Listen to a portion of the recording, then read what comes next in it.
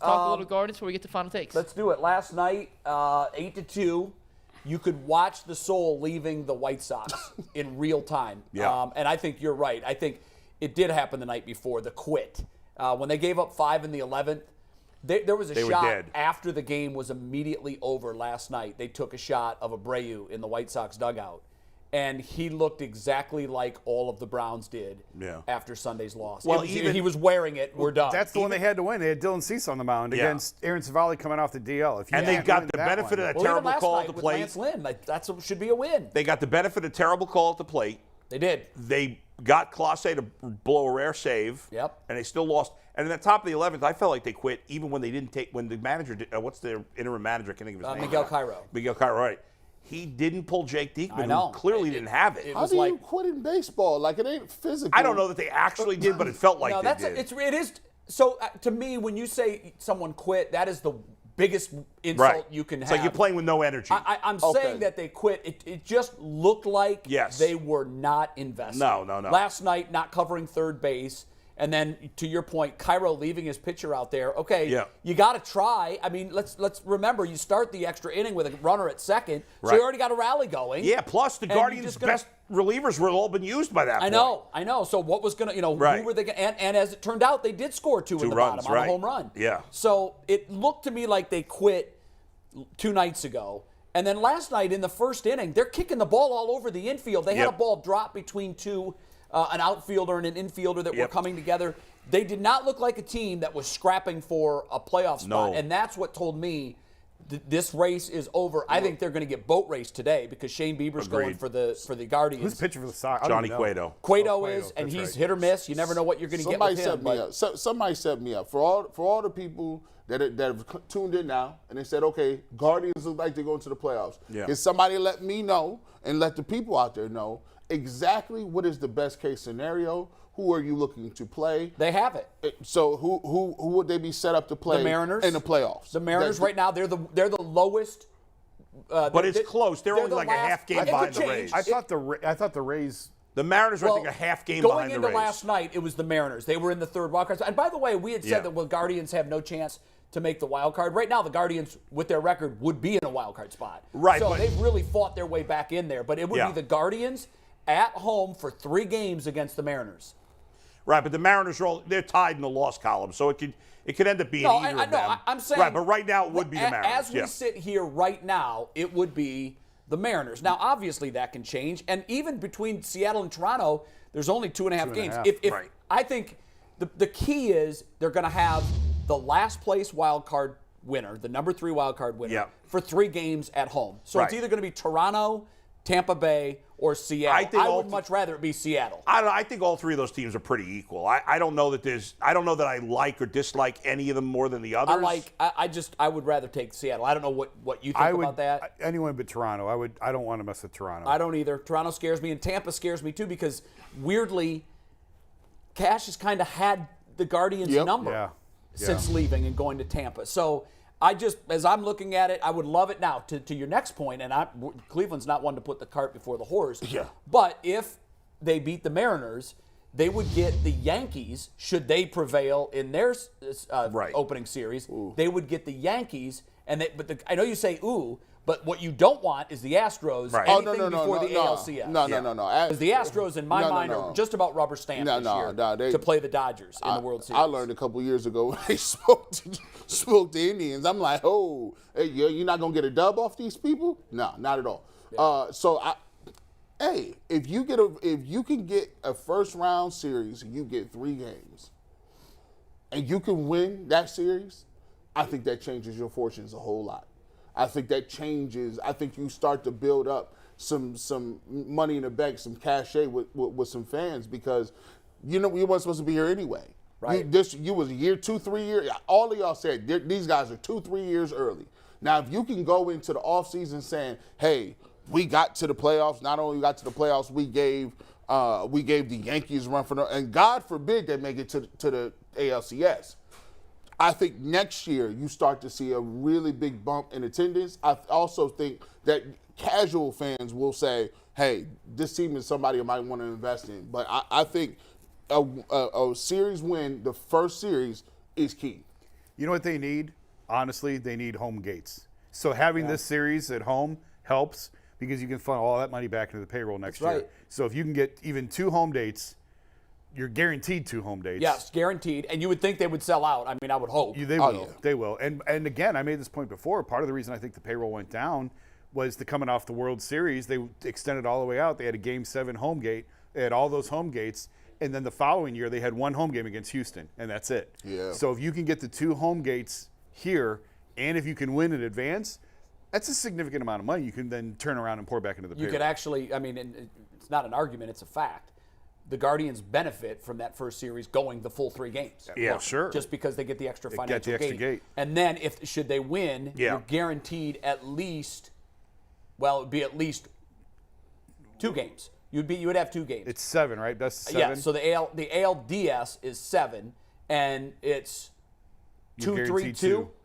No, 2-2-1-1-1. Is it? It's the World Series that's 2-3-2 only. Oh man. I hate Okay. that. Yeah. Yeah, I don't love. 2-3-2. Well, I you're hate guaranteed at least 2. 2. Yeah. So if they win the first series and it goes the distance, you have 5 playoff gates, which are sellouts. Yeah. Right. And that money, as you said, that's a big Go sale away. for next Plus year. the new owner, hopefully, and they do need to spend. They you want them to upgrade at a few spots. And if they spend some money to get maybe 1 more starting pitcher and 1 more outfielder or first baseman or a catcher. What's been incredible was the narrative when the season started was last in payroll, and they made no major moves. Everybody thought that once free agency finally kicked in, that the Guardians were going to be buyers. They did nothing. Trade deadline, they did nothing.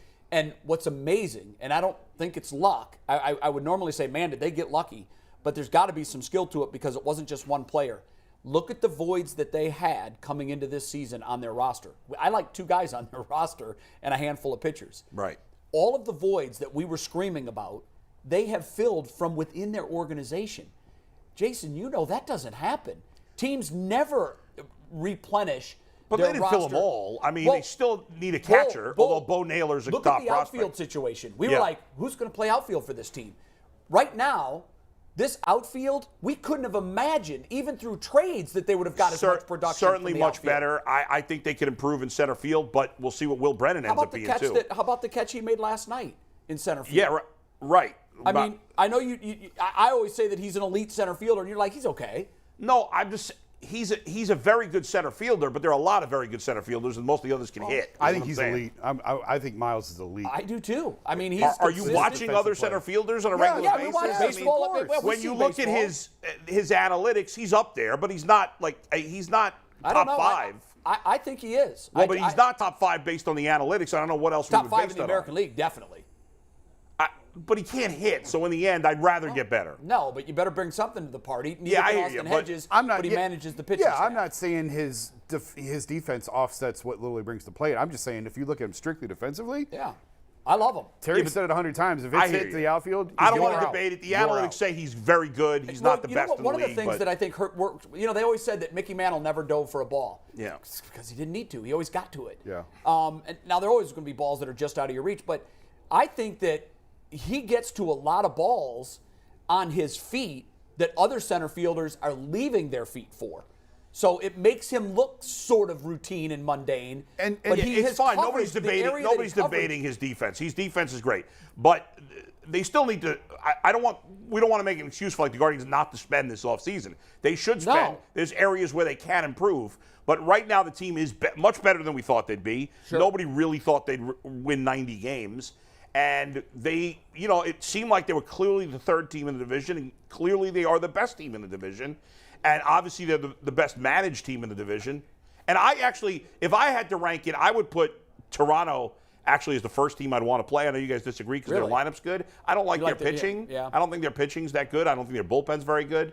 And then I would put Seattle second. But to me, it's Tampa Bay is definitely the last team I'd want to play of the 3. But I think the Guardians match up well against all 3 teams. The thing that's so unique with both the Guardians and the Browns is they play 80s style of their brand, of their sport. I think it makes it really difficult for teams to tangle with that. Because they don't see it often. You don't ever see it. Right. You don't see teams in the NFL right now line up with the power run game that the Browns have, and they just come at you and come at you and come at you and come at you. And we've talked about the numbers, say you have to throw to win and all that. But still, the way that the Browns are built It's very difficult to defend that when you don't see it any other time. It's the same with the Guardians. The way that they can just wear pitchers out and the way that they put the ball in play and the way that they attack on the bases. Guys don't steal bases anymore because it doesn't pay. Lance Lynn had 50 pitches in the second inning, too. Well, and so did Cease the night before. The thing with the Guardians that's unusual in this day and age is there are some other teams that work pitchers, but there's not a lot of them, and usually those teams also have power. Like the Yankees have been a team that, not as much now, but in the past couple of years, they've had teams that would work pitchers a lot, but they also have a ton of power.